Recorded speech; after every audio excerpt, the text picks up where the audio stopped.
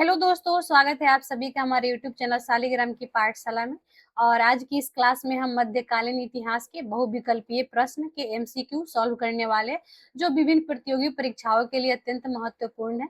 इससे पहले भी हमने एमसीक्यू सॉल्व करवाए हैं, जैसे बिहार स्पेशल, नदियों के और आधुनिक भारतीय इतिहास का, जो स्पेक्ट्रम बेस्ड है। तो अगर आप वो क्लास नहीं देखे होंगे तो आप जाके हमारे यूट्यूब चैनल से देख सकते हैं। तो चलिए शुरुआत करते हैं अपने पहले प्रश्न से। तो हमारा पहला प्रश्न है, कौन सी पुस्तक अरब के सिंध पर विजय की जानकारी का मूल स्रोत है? ऑप्शन ए दिया है तारीख फिरोज शाही, ऑप्शन बी है चचनामा, ऑप्शन सी है तबकात नासरी, ऑप्शन डी है हुमायूंनामा। तो इसका सही उत्तर क्या हो जाएगा? आप कमेंट में लिखिए एबीसीडी में, या इसका नाम भी लिख सकते हैं आप। तो देखते हैं एक एक करके ऑप्शंस को।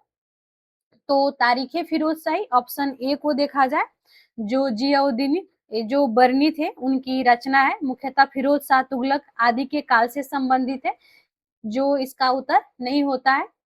चचनामा की बात कर ले तो सिंध पर अरब विजय और मोहम्मद बिन कासिम के अभियान का प्रमुख स्रोत था। तो इसका सही उत्तर क्या हो जाएगा? ऑप्शन बी, तबकात नास। और दो ऑप्शन बचे हमारे, उसको भी हम देख लेते हैं एक एक करके। तो तबकात नासरी जो मिनहाज उस सिराज की रचना है, दिल्ली सल्तनत के इतिहास से यह जुड़ा हुआ है। किसके इतिहास से? तो दिल्ली सल्तनत,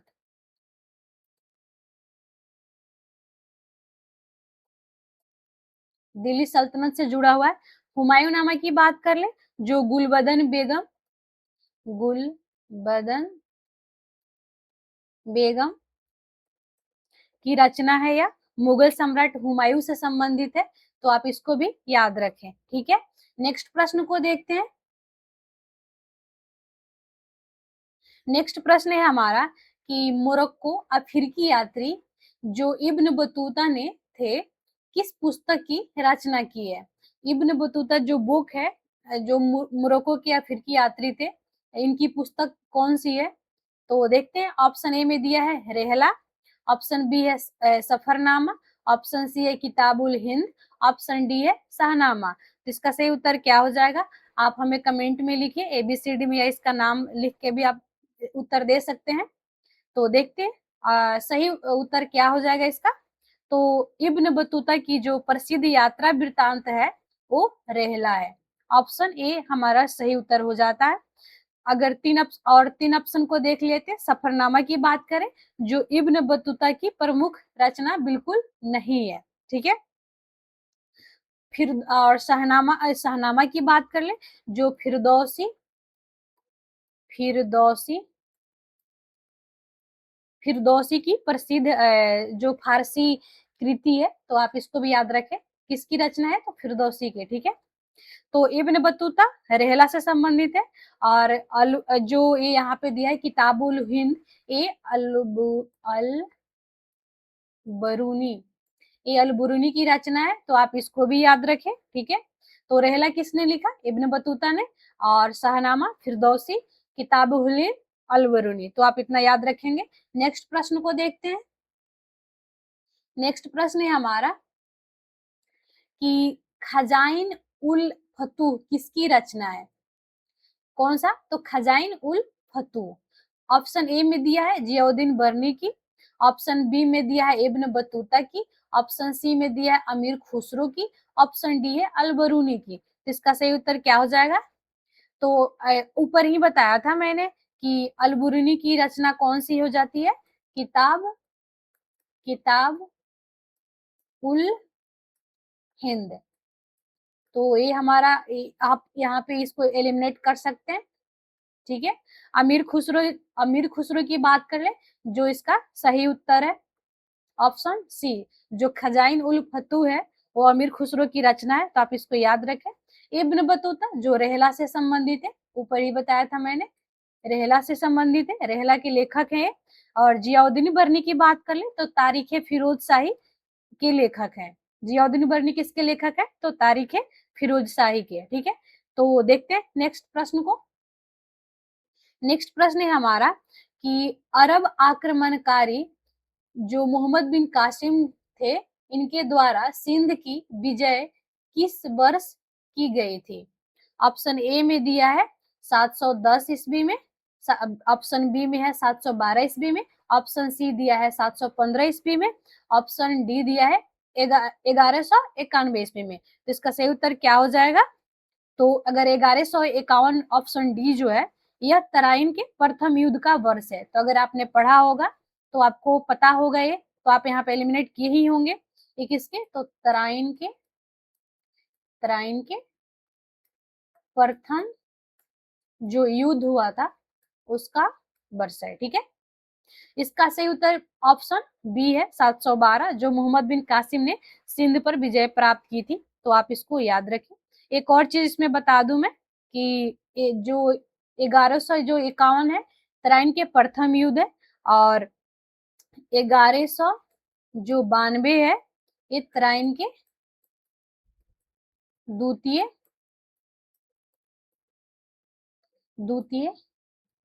युद्ध है। तो आप इसको भी याद रखेंगे कि प्रथम 1191 में और द्वितीय 1192 में। ठीक है, नेक्स्ट प्रश्न को देखते हैं। नेक्स्ट प्रश्न है हमारा कि तारीख उल हिंद या किताब उल हिंद के लेखक कौन है?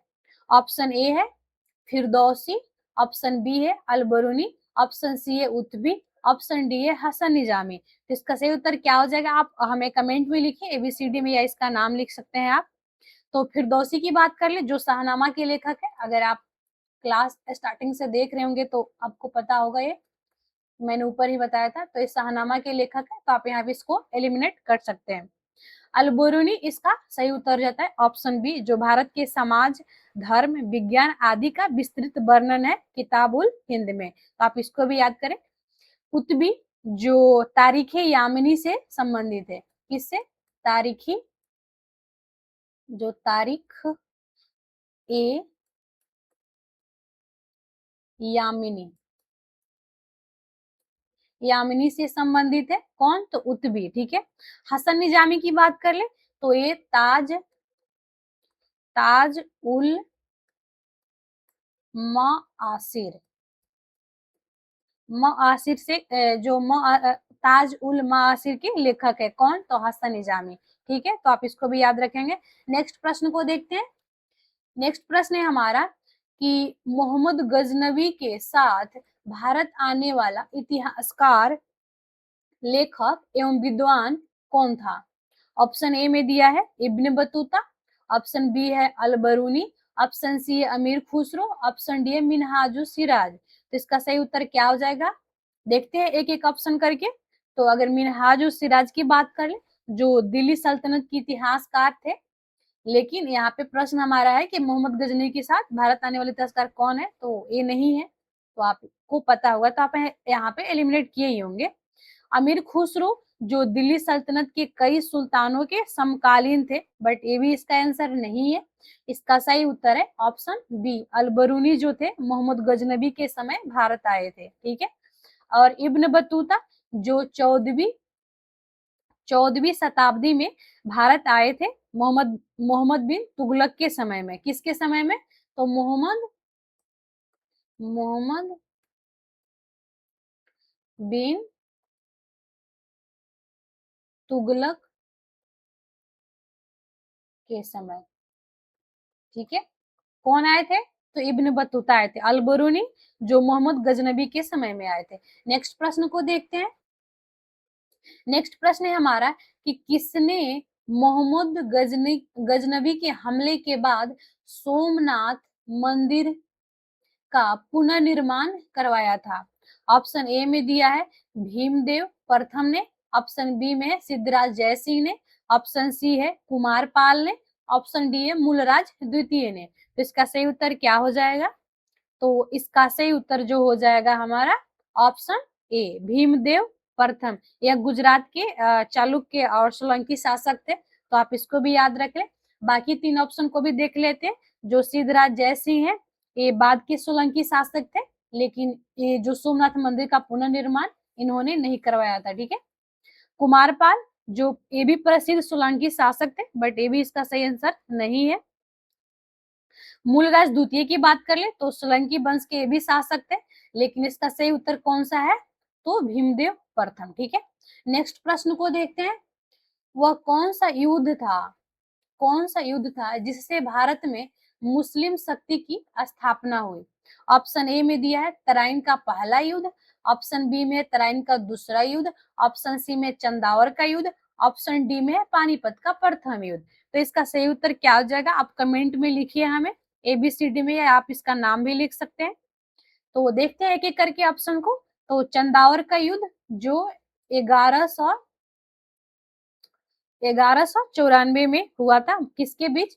तो मोहम्मद गौरी एवं जयचंद के, मोहम्मद गौरी और जयचंद के बीच में, जिसमें जयचंद को हराया, मोहम्मद गौरी ने हराया था। ठीक है, तो आप इसको याद रख सकते हैं। और पानीपत का प्रथम युद्ध जो 1526 में हुआ था, किसके किसके बीच? तो बाबर और इब्राहिम लोदी के बीच हुआ था, जिसमें बाबर ने इब्राहिम लोदी को हराया था। तो आप इसको भी याद रखेंगे। और तराइन का दूसरा युद्ध जो 1192 में हुआ था, जो इसका सही उत्तर है ऑप्शन बी। मोहम्मद गौरी ने पृथ्वीराज चौहान को पराजित किया, जिसके बाद भारत में तुर्की सत्ता के विस्तार का मार्ग खुला था। ठीक है, तो आप इसको याद रखेंगे। तराइन का पहला युद्ध देख लें तो ये कितने में हुआ था? तो 1191 में हुआ था। किनके बीच? तो ये भी पृथ्वीराज चौहान और मोहम्मद गौरी के बीच में हुआ था, जिसमें पृथ्वीराज चौहान ने मोहम्मद गौरी को हराया था। तो आप इसको भी याद रखेंगे। ठीक है, नेक्स्ट प्रश्न को देखते हैं। नेक्स्ट प्रश्न है हमारा कि चंदावर का जो युद्ध था 1194 में ईस्वी में हुआ था, किसके मध्य हुआ था, मतलब किसके बीच हुआ था? ठीक है, तो ऑप्शन ए में दिया है मोहम्मद गौरी एवं पृथ्वीराज चौहान के बीच, ऑप्शन बी में दिया है मोहम्मद गौरी एवं जयचंद के बीच, ऑप्शन सी है मोहम्मद गजनवी और जयपाल के बीच, ऑप्शन डी है बाबर और इब्राहिम लोदी के बीच। तो इसका सही उत्तर क्या हो जाएगा? आप हमें कमेंट में इसका उत्तर लिखिए। तो देखते हैं एक एक करके ऑप्शंस को।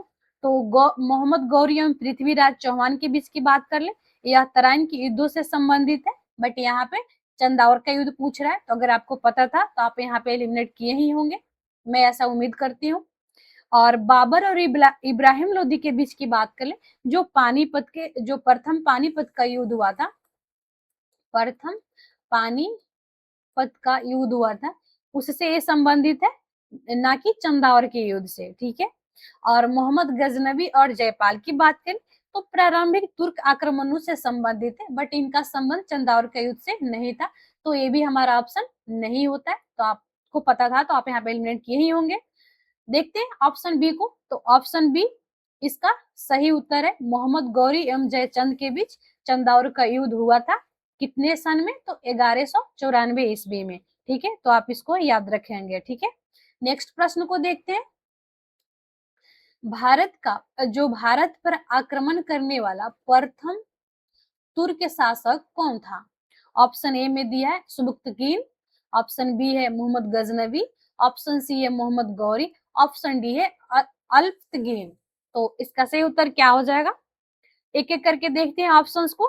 तो अगर मोहम्मद गौरी की बात कर ले, जो 12वीं शताब्दी में भारत में तुर्क सत्ता स्थापित करने की दिशा में इसने निर्णायक भूमिका अपनी निभाई थी, तो आप इसको याद रखें, ध्यान में रखें।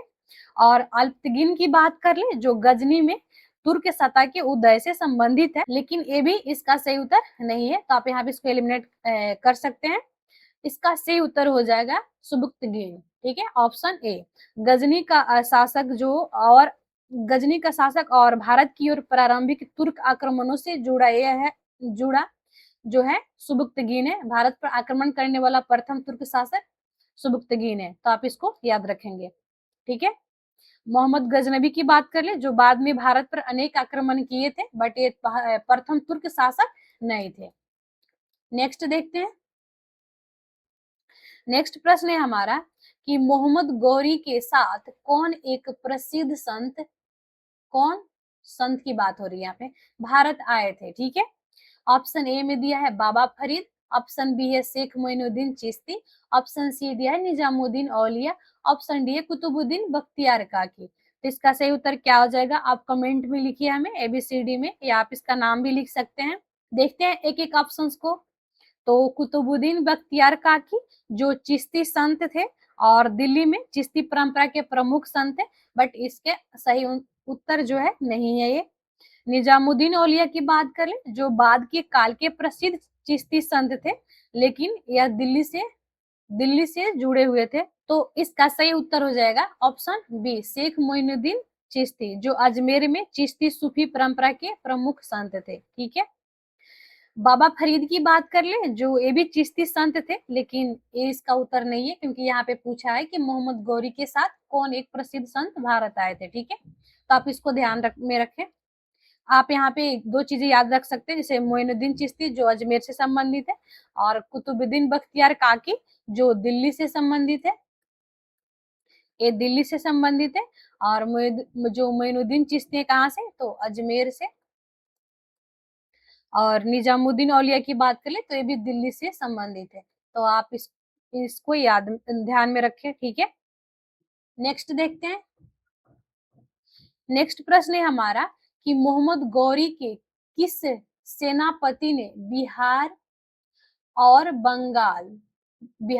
बंगाल में विजय प्राप्त की तथा नालंदा विश्वविद्यालय को नष्ट किया था? ऑप्शन ए में दिया है कुतुबुद्दीन ऐबक ने, ऑप्शन बी में है तजाउद्दीन एल्दौज ने, ऑप्शन सी में दिया है बख्तियार खिलजी ने, ऑप्शन डी में नसरुद्दीन कुबाचा ने। तो इसका सही उत्तर क्या हो जाएगा, देखते हैं एक एक ऑप्शन को। तो कुतुबुद्दीन ऐबक की बात कर ले, जो गौरी का प्रमुख सेनापति था और बाद में दिल्ली सल्तनत का प्रथम सुल्तान भी था, लेकिन यहाँ पे नालंदा विश्वविद्यालय को नष्ट करने वाला ये नहीं थे। ठीक है, तो आप इसको अगर पता था तो आप एलिमिनेट किए ही होंगे इसको। अगर ताजुद्दीन एल्दौज की बात कर ले, जो गौरी के तुर्क दासों में अधिकारियों में प्रमुख था, बट ये भी इसका सही उत्तर नहीं है। इसका सही उत्तर है ऑप्शन सी, बख्तियार खिलजी। बिहार और बंगाल में तुर्की सत्ता के विस्तार से जुड़ा था ये, और नालंदा पर उसके अभियान का उल्लेख भी मिलता है, और इसी ने नालंदा विश्वविद्यालय को नष्ट किया था। कहा जाता है कि जो नालंदा विश्वविद्यालय को इसने जो जलाया था, वो एक महीने तक आग जलती रही थी, किताबें जल रही थी।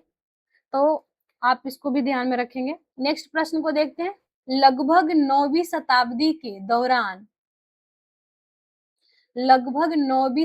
के दौरान किसके द्वारा चोल साम्राज्य की नींव डाली गई थी? ठीक है, ऑप्शन ए में दिया है राजराज प्रथम ने, ऑप्शन बी है विजयालय ने, ऑप्शन सी है राजेंद्र प्रथम ने, ऑप्शन डी है प्रांतक प्रथम ने।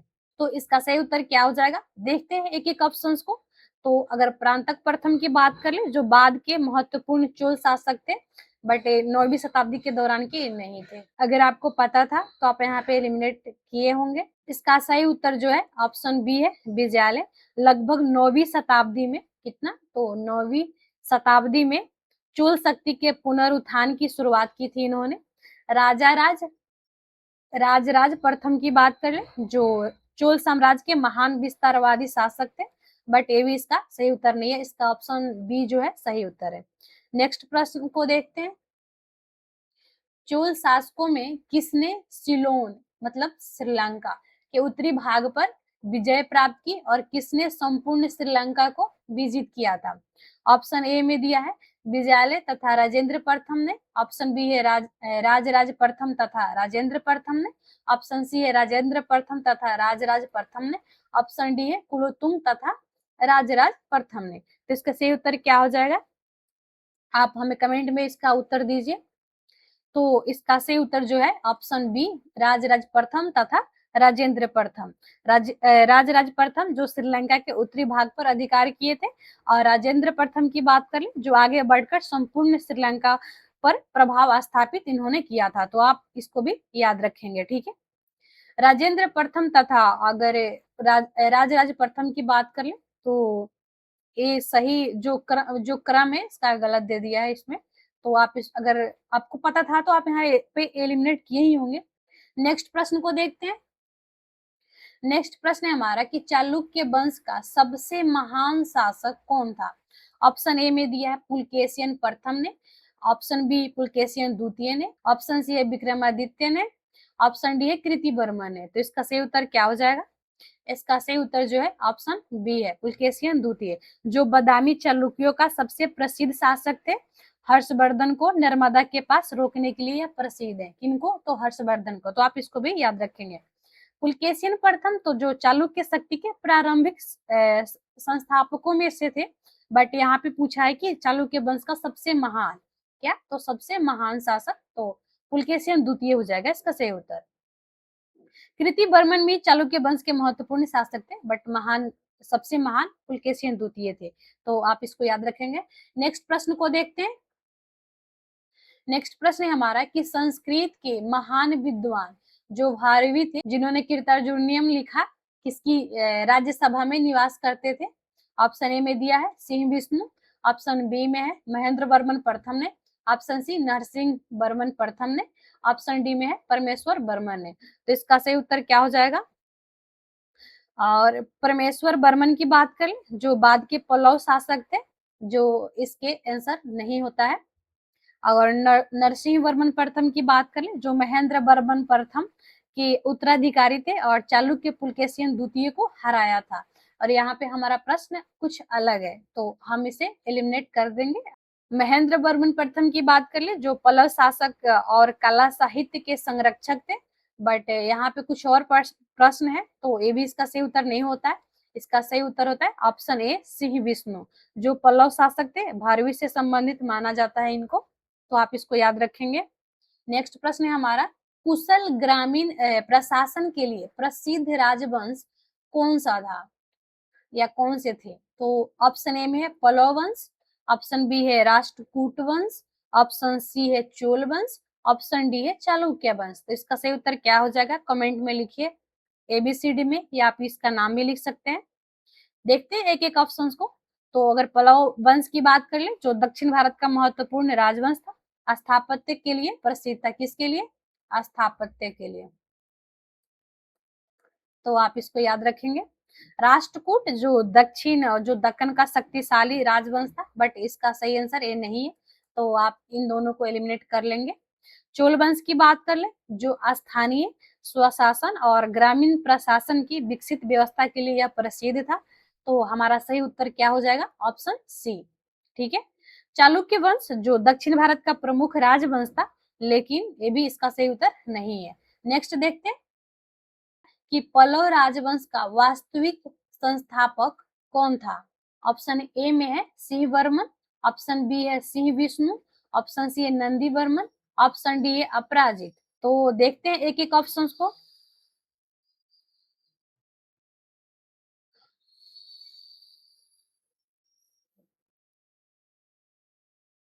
अपराजित की बात कर ले जो अंतिम महत्वपूर्ण पल्लव शासकों में थे, बट इसका ए उत्तर नहीं होता है। इसका सही उत्तर जो है ऑप्शन बी है सिंह विष्णु, जो पल्लव शक्ति के पुनरुत्थान और विस्तार का प्रमुख शासक था। सिंह वर्मन की बात कर ले जो पल्लव वंश के प्रारंभिक शासकों से संबंधित है, तो ये भी हमारा उत्तर नहीं होता है। नंदी वर्मन जो बाद के पल्लव शासक थे। ठीक है। और ऑप्शन बी जो है हमारा सही उत्तर हो जाता है। नेक्स्ट प्रश्न को देखते हैं। नेक्स्ट प्रश्न है हमारा, ये होल अभिलेख जो था प्रशस्ति की रचना किसने की थी? ऑप्शन ए में दिया है हरिसेन ने, ऑप्शन बी है रवि कीर्ति ने, ऑप्शन सी है दंडी ने, ऑप्शन डी दिया है बाणभट्ट ने। तो इसका सही उत्तर क्या हो जाएगा? कमेंट में लिखिए उत्तर इसका, एबीसीडी में, या इसका नाम भी लिख सकते हैं आप। तो इसका सही उत्तर जो है ऑप्शन बी रवि कीर्ति, पुलकेशिन द्वितीय की उपलब्धियों का वर्णन करने वाला जो होल अभिलेख इन्होंने लिखा था। ठीक है। तो आप इसको याद रखेंगे रवि कीर्ति को। हरिसेन की बात कर ले जो समुद्रगुप्त की प्रयाग प्रशस्ति से संबंधित है, तो आप इसको भी याद रखेंगे। बाणभट्ट जो हर्षचरित के लेखक थे, कौन किसके? तो हर्षचरित के लेखक थे, तो आप इसको भी याद रखेंगे। दंडी की बात कर ले जो संस्कृत साहित्यकार थे, तो आप इसको भी याद रखेंगे। नेक्स्ट देखते हैं। नेक्स्ट प्रश्न है हमारा कि कांची के कैलाश मंदिर था तथा महाबलीपुरम के सूर्य मंदिर का निर्माण किस पल्लव शासक ने करवाया था? ऑप्शन ए में दिया है नरसिंह वर्मन प्रथम ने, ऑप्शन बी में है नरसिंह वर्मन द्वितीय ने, ऑप्शन सी में है महेंद्र वर्मन प्रथम ने, ऑप्शन डी है नंदी वर्मन द्वितीय ने। तो इसका सही उत्तर क्या हो जाएगा? देखते हैं एक-एक ऑप्शंस को। तो अगर नरसिंह वर्मन प्रथम की बात कर लें, जो महाबलीपुरम के कई रथ स्मारकों से जुड़े थे, वह तापी विजय के लिए प्रसिद्ध है, बट इसका जो उत्तर है ये नहीं है। इसका सही उत्तर है ऑप्शन बी, नरसिंह वर्मन द्वितीय, जो राज सिंह के नाम से भी प्रसिद्ध है। किसके नाम से? तो सिंह राज सिंह के नाम से भी प्रसिद्ध है। कैलाशनाथ मंदिर और सूर्य मंदिर से संबंधित कौन है? तो नरसिंह वर्मन द्वितीय। ठीक है। महेंद्र वर्मन प्रथम की बात कर लिया जाए, जो प्रारंभिक पल्लव शासक थे, भी शैलकृत स्थापत्य के विकास में भी महत्वपूर्ण भूमिका इन्होंने निभाई थी, बट इसका उत्तर ये नहीं होता है। नंदी वर्मन अभी बताया मैंने, जो बाद के पल्लव शासक थे। तो आप इसमें याद रखेंगे कि जो नरसिंह वर्मन प्रथम थे, वो जो ममलपुरम के रथ है उससे संबंधित है, और नरसिंह वर्मन जो द्वितीय है वो कैलाशनाथ प्लस सूर्य मंदिर से संबंधित है। एक किसके? तो आप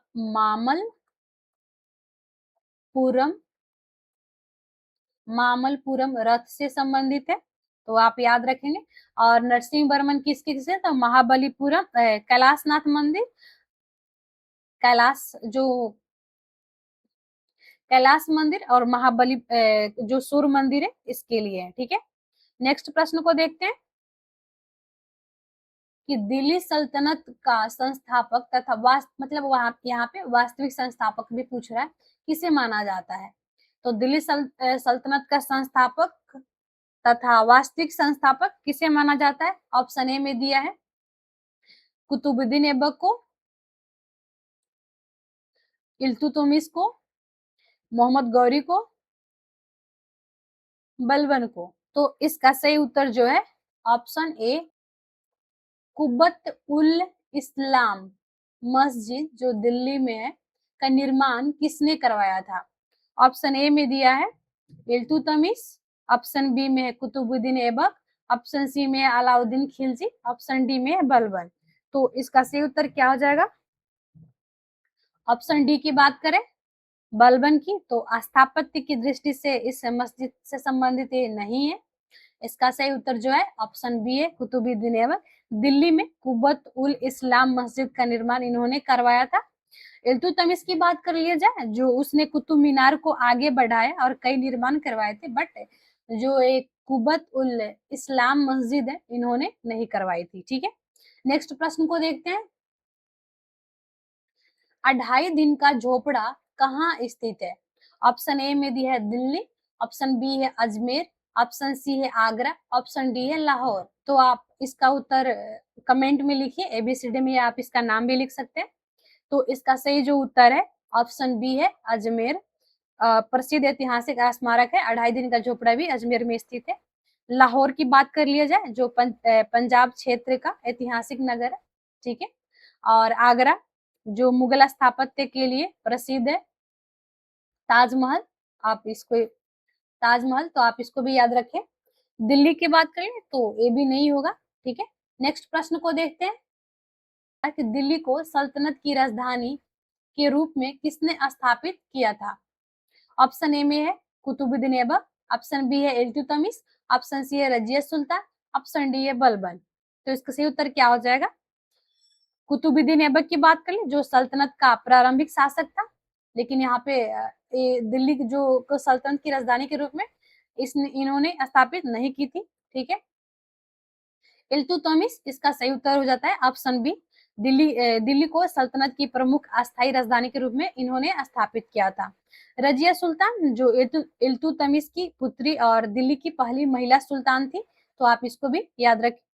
ठीक है। बलबन की बात करें, जो बाद का शक्तिशाली सुल्तान था, बट दिल्ली को सल्तनत की राजधानी इन्होंने नहीं बनाया था। ठीक है। नेक्स्ट प्रश्न को देखते हैं। नेक्स्ट प्रश्न है हमारा, मंगोल आक्रमणकारी चंगेज खान भारत की उत्तरी पश्चिमी सीमा पर किस दिल्ली सुल्तान के शासन काल में आया था? कौन? तो चंगेज खान मंगोल के था, मंगोल आक्रमणकारी था चंगेज खान। तो किसके उत्तर पश्चिमी सीमा पर किस दिल्ली सुल्तान के शासन काल में आया था? ऑप्शन ए में दिया है कुतुबुद्दीन ऐबक, ऑप्शन बी में है इल्तुतमिश, ऑप्शन सी में है अलाउद्दीन खिलजी, ऑप्शन डी में मोहम्मद बिन तुगलक। तो इसका सही उत्तर क्या हो जाएगा? तो अगर मोहम्मद बिन तुगलक जो बाद का शासक था, तो अगर आपको पता है तो आप यहाँ पे एलिमिनेट किए ही होंगे। अलाउद्दीन खिलजी की बात करें तो उसके समय भी मंगोल आक्रमण हुए थे, लेकिन चंगेज खान स्वयं नहीं आया था यहाँ पे, ठीक है। यहाँ पे क्या बोला है हमारे प्रश्न में कि मंगोल आक्रमणकारी जो उत्तर पश्चिमी सीमा पर किस दिल्ली सुल्तान के शासनकाल में आया था, तो इसका सही उत्तर वैसे इल्तुतमिश है, जो 1221 में चंगेज खान सिंधु क्षेत्र तक पहुंचा था, ठीक है। और कुतुबुद्दीन ऐबक की बात करें तो इसके शासनकाल में भी चंगेज खान का भारत की सीमा तक आगमन नहीं हुआ था, ठीक है। नेक्स्ट प्रश्न को देखते हैं। कौन पर्दा जो पर्दा प्रथा था त्याग कर पुरुषों की भांति कुबा या कोट और कुला या टोपी पहनकर जनता के समक्ष आने लगी। ऑप्शन ए है नूरजहां, ऑप्शन बी है रजिया सुल्तान, ऑप्शन सी है चांद बीबी, ऑप्शन डी है मुमताज महल। तो इसका सही उत्तर क्या हो जाएगा? आप हमें कमेंट में उत्तर दीजिए इसका, एबीसीडी में आप इसका नाम भी लिख सकते हैं। तो इसका सही उत्तर जो है ऑप्शन बी, रजिया सुल्तान जो है पुरुषों के समान बेस में दरबार जनता के सामने आने वाली प्रसिद्ध महिला थी, ठीक है। तो आप इसको भी याद रखेंगे। नूरजहां की बात कर लिया जाए, जो मुगल सम्राट जहांगीर की पत्नी थी, तो और प्रभावशाली भी महिला थी, तो आप इसको भी याद रखेंगे। चांद बीबी जो अहमदनगर की प्रसिद्ध वीरांगना थी, यहाँ की, तो अहमद नगर की प्रसिद्ध वीरांगना थी। और मुमताज महल की बात करें जो शाहजहां की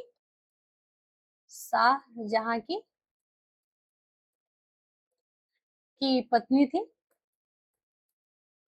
ठीक है। नेक्स्ट प्रश्न को देखते हैं। नेक्स्ट प्रश्न है हमारा कि किसने तुर्काना ए चहलगानी मतलब चालीसा दल का गठन किया था? तो ऑप्शन ए में दिया है हमारा बलबन, ऑप्शन बी में दिया है इल्तुतमिश, ऑप्शन सी है अलाउद्दीन खिलजी, ऑप्शन डी है कुतुबुद्दीन ऐबक। तो इसका सही उत्तर क्या हो जाएगा? देखते हैं एक एक ऑप्शन को। तो अगर बलबन की बात कर ले तो चालीसा दल का यह सदस्य था, ठीक है। इसने चालीसा दल के गठन ने किया था, यह सदस्य था, और बाद में इसे समाप्त करने की दिशा में कार्य भी किया था इसने, ठीक है। तो आप इसको भी याद रखेंगे। और कुतुबुद्दीन ऐबक की बात करें तो इससे पहले का शासक था, तो ये नहीं होगा, ठीक है। इसका सही जो उत्तर है ऑप्शन बी है इल्तुतमिश।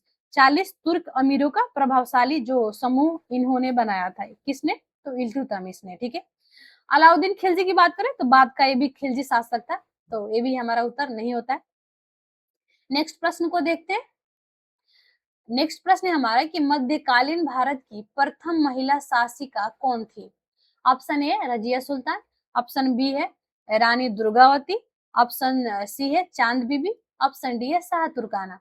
तो आप अपना उत्तर जो इसका सही उत्तर जो है आप कमेंट में लिखिए, एबीसीडी में, या आप नाम भी लिख सकते हैं।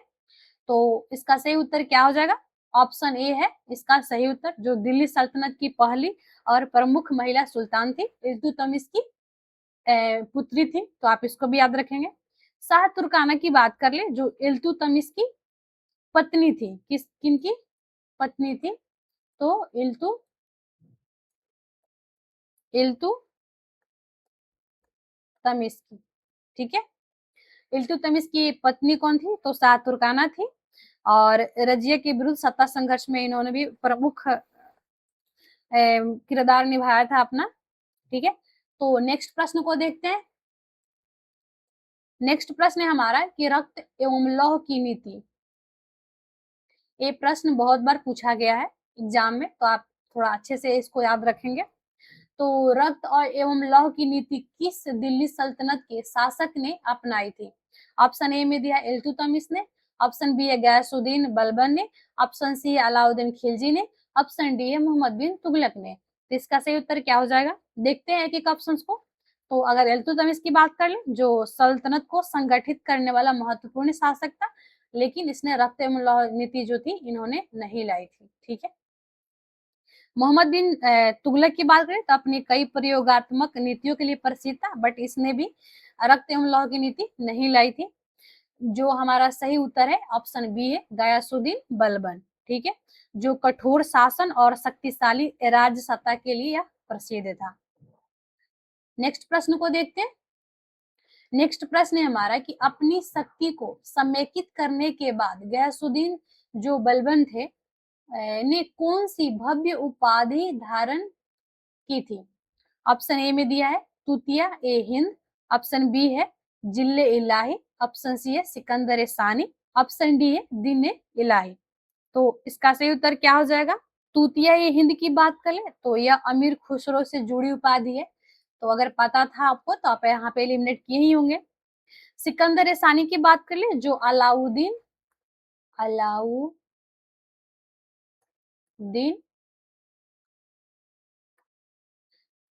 खिलजी से संबंधित है, तो ये भी हमारा उत्तर नहीं होता है। सही उत्तर हो जाता है हमारा ऑप्शन बी जिले इलाही। बलबन की राजकीय प्रतिष्ठा और दैवी अधिकार की धारणा से यह संबंधित है। ठीक है, तो आप इसको याद रखेंगे। दिन्ने इलाही की बात कर ले जो अकबर से संबंधित धार्मिक सांस्कृतिक प्रयोग था। किससे? तो धार्मिक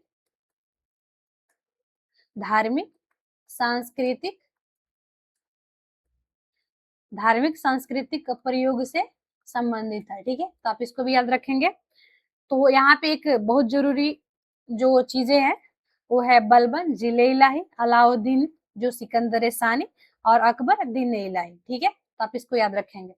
नेक्स्ट प्रश्न है हमारा कि किस दिल्ली सुल्तान ने भारत में प्रसिद्ध फारसी त्योहार नवरोज नवरोज को प्रारंभ करवाया था? ऑप्शन ए में है इल्तुतमिश ने, ऑप्शन बी है गयासुद्दीन बलबन ने, ऑप्शन सी अलाउद्दीन खिलजी ने, ऑप्शन डी है फिरोज शाह तुगलक ने। तो इसका सही उत्तर क्या हो जाएगा? आप हमें कमेंट में उत्तर दीजिए ABCD में, या आप इसका नाम भी लिख सकते हैं। तो देखते हैं एक एक ऑप्शन को। तो इल्तुतमिश की बात कर ले जो दिल्ली सल्तनत को मजबूत करने वाले महत्वपूर्ण शासक थे, लेकिन लेकिन नौरोज शुरू करने का श्रेय इन्हें नहीं था। तो आपको पता था तो आप यहाँ पे इसको गलत करके निकाले ही होंगे। गयासुद्दीन बलबन जो इसका सही उत्तर है ऑप्शन बी, फारसी परंपराओं और राजकीय वैभव को महत्व दिया था और नौरोज को दरबारी परंपरा में अपनाया था। तो आप इसको याद रखेंगे। अलाउद्दीन खिलजी की बात कर ले जो बाजार नियंत्रण और सैन्य सुधारों के लिए अधिक प्रसिद्ध थे। बाजार नियंत्रण और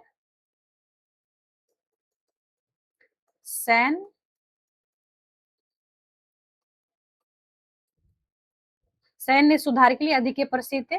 फिरोज शाह तुगलक की बात करिए जो लोक कल्याण नहरों और निर्माण कार्यों के लिए प्रसिद्ध थे। इन्होंने बहुत से नहरों का निर्माण करवाया था। नेक्स्ट देखते हैं दिल्ली के किस सुल्तान ने सिजदा एवं पायबोस की जो प्रथा है प्रारंभ की थी? ऑप्शन ए में दिया है बलबन, ऑप्शन बी है इल्तुतमिश, ऑप्शन सी है मोहम्मद बिन तुगलक, ऑप्शन डी है सिकंदर लोदी। तो इसका सही उत्तर क्या हो जाएगा? ऑप्शन ए जो है इसका सही उत्तर है बलबन। राज्य सत्ता की प्रतिष्ठा बढ़ाने के लिए दरबार में इन प्रथाओं को महत्व दिया गया था। तो आप इसको याद रखेंगे।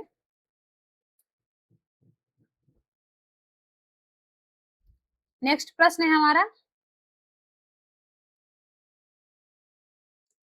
दिल्ली के किस सुल्तान ने सिकंदर सानी मतलब दूसरा सिकंदर की उपाधि धारण की थी? ऑप्शन ए में है Ghiyasuddin Balban, option B Alauddin Khilji, option C है जलालुद्दीन खिलजी, ऑप्शन डी है सिकंदर लोदी। तो इसका सही उत्तर क्या हो जाएगा? देखते हैं एक एक ऑप्शन को। सिकंदर लोदी जो लोधी वंश का बाद के शासक थे। यहाँ पे बोल रहा है दिल्ली के किस सुल्तान ने सिकंदर सानी की उपाधि धारण की थी? तो ये नहीं होगा उत्तर इसका। जलालुद्दीन खिलजी की बात करें जो खिलजी वंश के संस्थापक थे, तो आप इसको भी याद रखेंगे। इसका सही उत्तर जो है ऑप्शन बी है अलाउद्दीन खिलजी। अपनी विजय और साम्राज्यवादी महत्वाकांक्षा के कारण सिकंदर सानी की उपाधि जो है अलाउद्दीन खिलजी से जुड़ा हुआ है। ठीक है, इन्हें सिकंदर सानी या दूसरा सिकंदर की उपाधि इन्होंने धारण की थी। तो आप इसको याद रखेंगे। गयासुद्दीन बलबन जो जिले इलाही की अवधारणा से संबंधित है, तो आप इसको भी याद रखेंगे। नेक्स्ट प्रश्न है हमारा खिलजी वंश की स्थापना 1290 में किसने की थी? ऑप्शन ए में है अलाउद्दीन खिलजी ने, ऑप्शन बी है जलालुद्दीन खिलजी ने, ऑप्शन सी है मुबारक शाह खिलजी ने, ऑप्शन डी है खिज्र खान है। ठीक है, तो इसका सही उत्तर क्या हो जाएगा? खिजर नहीं होगा, खिज्र होगा। अगर खिज्र हो जाएगा, खिज्र खान। तो खिज्र खान की बात कर ले जो सैयद वंश के संस्थापक थे, तो किसके? तो सैयद वंश के संस्थापक थे। ठीक है, मुबारक शाह खिलजी जो बाद के खिलजी शासक थे, लेकिन यहाँ पे खिलजी वंश के स्थापना की बात हो रही है, तो इन्होंने नहीं करी थी। इसका सही उत्तर जो है जलालुद्दीन खिलजी है, जो खिलजी वंश की स्थापना का श्रेय इन्हें जाता है। ठीक है, और अलाउद्दीन खिलजी ये जलालुद्दीन का भतीजा और दामाद, बाद में सुल्तान बने थे। जलालुद्दीन खिलजी की हत्या करके फिर अलाउद्दीन खिलजी ने सत्ता हासिल की थी, सुल्तान बने थे। तो आप इसको भी याद रखेंगे। नेक्स्ट देखते हैं, अलाउद्दीन खिलजी के किस प्रसिद्ध सेनापति की मंगोलों के विरुद्ध लड़ते हुए मृत्यु हो गई थी? ऑप्शन ए में मलिक काफूर, ऑप्शन बी है जफर खान, ऑप्शन सी है उल्लुग खान, ऑप्शन डी है नुसरत खान। तो इसका सही उत्तर क्या हो जाएगा? आप कमेंट में हमें उत्तर दीजिए इसका। नुसरत खान की बात कर ले जो अलाउद्दीन के प्रमुख सेनापतियों में से था, बट ये जो मंगोलों के विरुद्ध लड़ते हुए ये नहीं मरे थे, तो ये गलत हो जाता है। उल्लू खान की बात कर ले जो अलाउद्दीन के प्रमुख सेनापति संबंधित थे, बट ये भी नहीं है उसका इसका उत्तर, क्योंकि मंगोलों के विरुद्ध लड़ते हुए इनकी मृत्यु नहीं हुई थी। सही उत्तर जो है ऑप्शन बी है जफर खान, मंगोलों के विरुद्ध युद्ध में वीरता के लिए प्रसिद्ध और युद्ध में मारे गए थे। ऑप्शन ए की बात करें जो मलिक काफूर, तो दक्षिण भारत के अभियानों का प्रमुख सेनापति थे, तो आप इसको भी याद रखेंगे। नेक्स्ट देखते हैं कि रानी पद्मिनी का नाम अलाउद्दीन खिलजी की चित्तौड़ विजय से जोड़ा जाता है, उनके पति का क्या नाम था? ऑप्शन ए में महाराणा प्रताप, ऑप्शन बी है राणा रतन सिंह, ऑप्शन सी है राजा मान सिंह, ऑप्शन डी है विक्रमादित्य। तो इसका सही उत्तर क्या हो जाएगा? इसका सही उत्तर जो है ऑप्शन बी है राणा रतन सिंह। अलाउद्दीन खिलजी के आक्रमण के समय देवगिरी का शासक कौन था? अलाउद्दीन खिलजी के आक्रमण के समय देवगिरी का शासक कौन था? ऑप्शन ए में दिया है रामचंद्र देव, ऑप्शन बी है प्रताप रुद्र देव, ऑप्शन सी है बीर गुलाल, ऑप्शन डी है राणा रतन सिंह। तो सही उत्तर इसका क्या हो जाएगा? आप हमें उत्तर दीजिए इसका कमेंट में। तो इसका सही उत्तर जो है ऑप्शन ए है रामचंद्र देव। यादव वंश का देवगिरी शासक थे, तो आप इसको याद रखेंगे। प्रताप रुद्र देव की बात कर ले तो वारंगल के काकतीय शासक थे। किसके? तो वारंगल के काकतीय काकतीय शासक थे। और बीर गुलाल नहीं, यहाँ पे बीर बलाल हो जाएगा।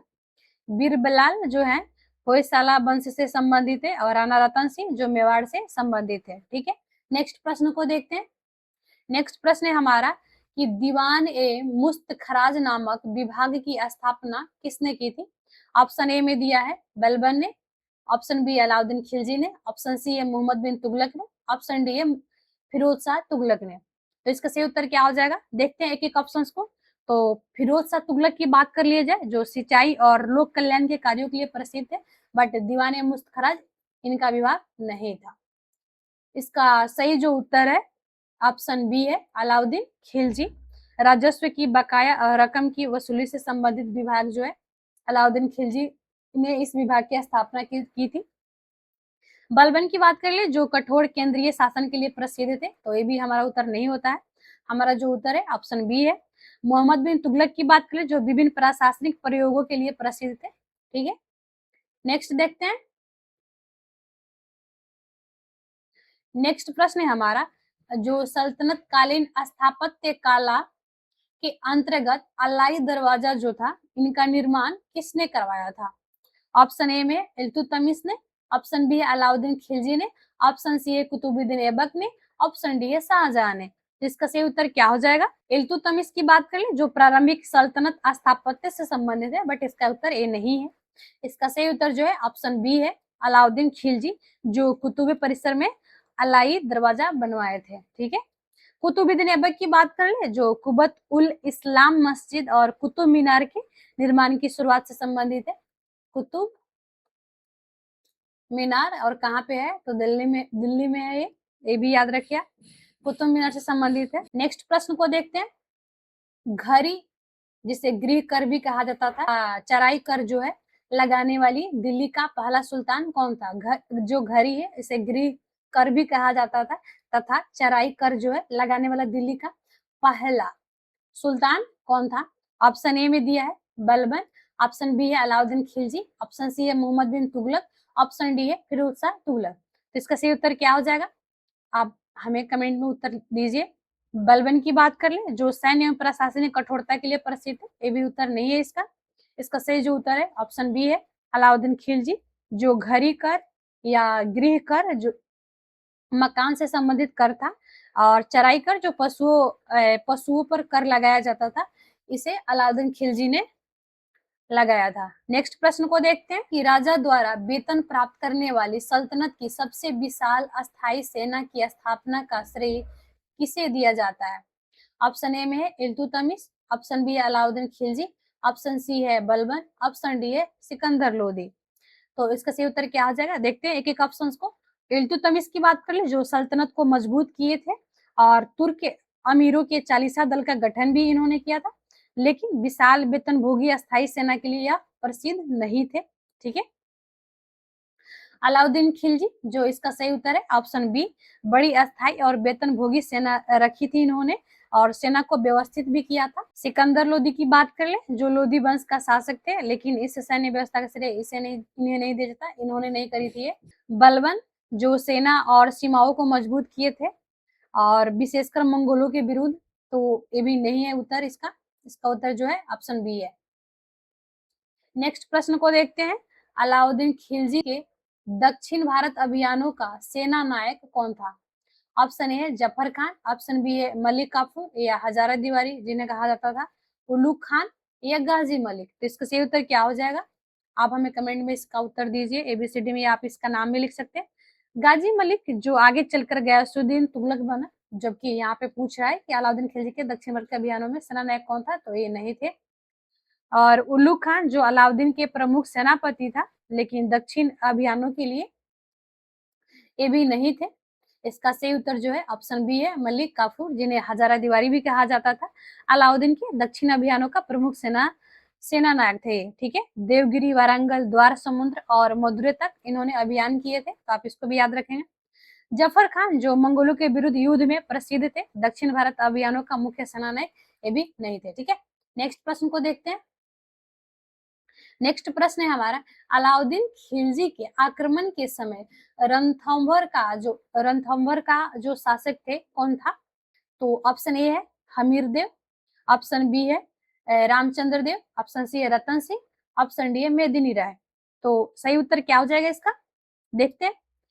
मेदिनी राय जो बाद के काल में मालवा से संबंधित राजपूत सरदार थे। ठीक है, बाद के काल में, ना कि अलाउद्दीन खिलजी के आक्रमण के समय। रतन सिंह जो मेवाड़ और चित्तौड़ से संबंधित है, तो ये भी उत्तर नहीं होता है हमारा। और हमीर देव की बात कर लिया जाए जो रणथंभौर के चौहान शासक थे। अलाउद्दीन खिलजी ने 1301 में ईस्वी में रणथंभौर पर विजय प्राप्त की थी, तो आप इसको याद रखेंगे। और रामचंद्र देव थे, देवगिरी के यादव शासक थे। कहाँ के? तो देवगिरी यादव के। नेक्स्ट प्रश्न है हमारा, दिल्ली सल्तनत के किस शासक ने स्वयं को खलीफा घोषित किया था? ऑप्शन ए में है अलाउद्दीन खिलजी, ऑप्शन बी है कुतुबुद्दीन मुबारक शाह खिलजी, ऑप्शन सी है नसरुद्दीन खुसरो शाह, ऑप्शन डी है मोहम्मद बिन तुगलक। तो इसका सही उत्तर क्या हो जाएगा? मोहम्मद बिन तुगलक की बात करें जो तुगलक वंश के विद्वान शासक थे, तो ये नहीं होता है हमारा उत्तर। हमारा जो सही उत्तर है ऑप्शन बी है कुतुबुद्दीन मुबारक शाह खिलजी, जो थे खिलजी वंश के शासक थे, जिन्होंने अपने शासन में खलीफा संबंधी दावे किए थे, तो आप इसको याद रखेंगे। अलाउद्दीन खिलजी की बात कर ले, जो उन्होंने स्वयं को खलीफा घोषित नहीं किया था, उन्होंने सुल्तान की सर्वोच्चता पर जोर दिया था। नेक्स्ट प्रश्न को देखते हैं, अलाउद्दीन खिलजी के सेना अध्यक्षों में कौन दिल्ली सल्तनत के तुगलक वंश के प्रथम सुल्तान जो गयासुद्दीन तुगलक थे बने थे? ठीक है, ऑप्शन ए में दिया है गाजी मलिक, ऑप्शन बी है मलिक काफूर, ऑप्शन सी है जफर खान, ऑप्शन डी है जौना खान। जौना खान या खान हो जाएगा, जौना खान। तो इसका सही उत्तर क्या हो जाएगा? तो इसका सही उत्तर जो है ऑप्शन ए है गाजी मलिक। अलाउद्दीन के सेनापति थे, बाद में गयासुद्दीन तुगलक के नाम से तुगलक वंश के संस्थापक बने थे। ठीक है, मलिक काफूर जो अलाउद्दीन के प्रसिद्ध सेनापति, विशेषकर दक्षिणी अभियानों के लिए प्रसिद्ध थे, तो ये भी आपको पता होना चाहिए। जफर खान की बात कर ले, जो मंगोलों से युद्ध में प्रसिद्ध थे। नेक्स्ट प्रश्न को देखते हैं, दिल्ली सल्तनत के अंतर्गत किस वंश के सुल्तानों ने सर्वाधिक समय लगभग 94 वर्ष तक शासन किया था? ठीक है, ऑप्शन ए में दिया है गुलाम वंश, ऑप्शन बी में है खिलजी वंश, ऑप्शन सी में है तुगलक वंश, ऑप्शन डी है लोधी वंश। तो इसका सही उत्तर क्या हो जाएगा? आप कमेंट में उत्तर दीजिए ABCD में, या आप इसका नाम भी लिख सकते हैं। तो अगर लोधी वंश की बात कर ले तो ये 1451 से लेके 1526 वर्ष तक रहा था, लगभग 75 वर्ष। ठीक है, और तुगलक वंश की बात कर ले, जो 1320 से 1414 तक रहे थे। ठीक है, कितना? लगभग 94 वर्ष। गुलाम वंश की बात कर ले, जो 1206 से 1290, लगभग 84 वर्ष। और खिलजी वंश की बात कर ले, जो 1290 से लेकर 1320 तक, लगभग कितना? 30 वर्ष। तो अब आप यहाँ पे आप अब आप यहाँ पे खुद आंसर लगा सकते हैं कि 84 वर्ष हो गया, ये 94 वर्ष, ये 75 वर्ष, ये 30 वर्ष। तो इसका सही उत्तर क्या हो जाएगा? ऑप्शन सी जो है इसका सही उत्तर जाएगा तुगलक वंश। ठीक है, नेक्स्ट प्रश्न को देखते हैं। नेक्स्ट प्रश्न है हमारा कि दिल्ली में तुगलकाबाद नामक नगर की स्थापना किसने की थी? ऑप्शन ए में दिया है गयासुद्दीन तुगलक, ऑप्शन बी है मोहम्मद बिन तुगलक, ऑप्शन सी है फिरोज शाह तुगलक, ऑप्शन डी है नसरुद्दीन महमूद। तो इसका सही उत्तर क्या हो जाएगा? नसरुद्दीन महमूद, जो तुगलक वंश का अंतिम शासक थे, तो आप इसको याद रखेंगे, अंतिम। ठीक है, फिरोज शाह तुगलक की बात करें, जो नहरों निर्माण कार्यों और फिरोजाबाद आदि के लिए प्रसिद्ध है। किसके लिए? फिरोजाबाद, फिरोजाबाद के लिए प्रसिद्ध है। और मोहम्मद बिन तुगलक की बात कर ले, जिन्होंने गयासुद्दीन के पुत्र थे, और राजधानी परिवर्तन आदि के लिए प्रसिद्ध है। गयासुद्दीन तुगलक की बात कर ले, जो तुगलकाबाद नामक नगर है, इन्होंने स्थापना की थी, गयासुद्दीन तुगलक ने। ठीक है, ऑप्शन ए सही हो जाता है हमारा। नेक्स्ट प्रश्न को देखते हैं। नेक्स्ट प्रश्न है हमारा 1325 ईस्वी में बंगाल अभियान से वापस आते समय गयासुद्दीन तुगलक के स्वागत के लिए लकड़ी का महल किसने बनवाया था? ऑप्शन ए में है फिरोज शाह तुगलक, ऑप्शन बी है जौना खान मोहम्मद बिन तुगलक, जो लिखा है यहाँ पे, और जिसे मतलब मोहम्मद बिन तुगलक का ही नाम जौना खान था, तो आप इसको भी याद रखेंगे। ऑप्शन सी में है नसरुद्दीन शाह, ऑप्शन डी में ततार खान। तो इसका सही उत्तर क्या हो जाएगा? ऑप्शन बी जो है इसका सही उत्तर है, जो गयासुद्दीन के पुत्र और उत्तराधिकारी थे। ठीक है, इन्होंने इसे इसी लकड़ी के महल के गिरने से गयासुद्दीन तुगलक की मृत्यु भी हो गई थी। यह घटना मोहम्मद बिन तुगलक के शासन रोहन से ठीक पहले की है, तो आप इसको याद रखेंगे। नेक्स्ट प्रश्न है हमारा, दिल्ली सल्तनत का सर्वाधिक विद्वान शासक जो खगोल शास्त्र, गणित तथा आयुर्वेद विज्ञान में माहिर था, कौन था ये? ऑप्शन ए में इल्तुतमिश था, या मोहम्मद बिन तुगलक थे, या फिरोज शाह तुगलक थे, या सिकंदर लोदी थे। उसका सही उत्तर क्या हो जाएगा? अगर सिकंदर लोदी की बात कर ले, जो साहित्य और विद्वानों के संरक्षक थे, बट यहाँ पे जो पूछा गया है कि खगोल शास्त्र खगोल शास्त्र, गणित तथा आयुर्वेद, तो ये नहीं है इसका उत्तर, ठीक है। इसका सही जो उत्तर है ऑप्शन बी है, मोहम्मद बिन तुगलक अत्यंत विद्वान शासक थे, गणित, दर्शन, चिकित्सा आदि विषयों में रुचि के लिए प्रसिद्ध थे, ठीक है। नेक्स्ट देखते हैं। नेक्स्ट प्रश्न है हमारा कि कृषि के विकास के लिए दीवान ए अमीर को ही विभाग की स्थापना किसने की थी? ऑप्शन ए में दिया अलाउद्दीन खिलजी, ऑप्शन बी है मोहम्मद बिन तुगलक, ऑप्शन सी है फिरोज शाह तुगलक, ऑप्शन डी है गयासुद्दीन तुगलक। तो इसका सही उत्तर क्या हो जाएगा? इसका सही जो उत्तर है ऑप्शन बी जो है इसका सही उत्तर है, मोहम्मद बिन तुगलक, जिन्हें कृषि विकास के लिए दीवान अमीर कोई विभाग बनवाए थे मोहम्मद बिन तुगलक ने। अलाउद्दीन खिलजी की बात कर ले, जो भूमि राजस्व और कृषि से संबंधित कठोर राजस्व व्यवस्था के लिए प्रसिद्ध थे, और फिरोज शाह तुगलक जो सिंचाई, नहर और कृषि सहायता के लिए प्रसिद्ध थे। तो आप इसको भी याद रखेंगे। अभी तक हमसे जुड़े रहने के लिए धन्यवाद। मिलते हैं नेक्स्ट क्लास में।